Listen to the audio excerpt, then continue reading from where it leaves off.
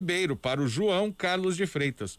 Guarani está engrenando ou pode engrenar nesse Paulistão, João? Como avaliar esse empate em casa ontem com o Bragantino? Eu acho que pode engrenar. Eu acho que ele tem tudo para engrenar.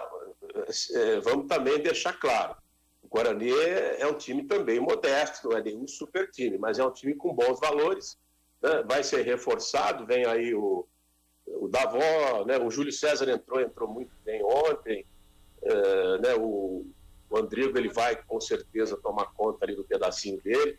É um time nesse nível médio que tem tudo para evoluir. Agora, o Bragantino, o Guarizo, aqui no estado de São Paulo, ele vai jogar contra o Palmeiras de igual para igual, né? Vai ganhar, vai perder. Ele vai jogar contra o São Paulo de igual para igual, né? Vai ganhar e vai perder.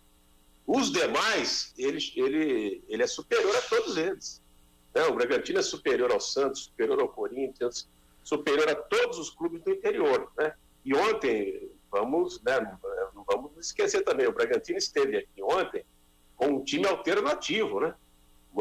Antes de titular do Bragantino era o goleiro Cleiton, lateral direito, né? O Aderlan e o Claudinho, né? E o Elinho. Né? Então foram 4 aí que o Elinho tem jogado como titular. Os demais foram todos jogadores alternativos. Então você vê que mesmo o time alternativo do Bragantino, ele é fortíssimo. Então eu achei assim, o Guarani, mesmo com um a mais, ele teve dificuldades.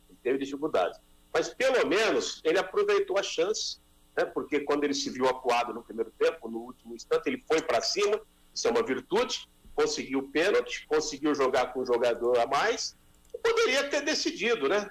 Perdeu um gol de cabeça, né? O Matheus Souza poderia ter feito gol de cabeça, como poderia ter tomado também, porque mesmo com 10 o Bragantino foi para cima. Agora, a gente espera evolução, eu concordo com o treinador nesse ponto, né? Ele falou, tem que falar, o time deles é melhor, a gente, né, fez o que pôde, aquelas coisas todas, mas tem condição, tem margem para evoluir, né? Com a entrada desses novos valores, Maria.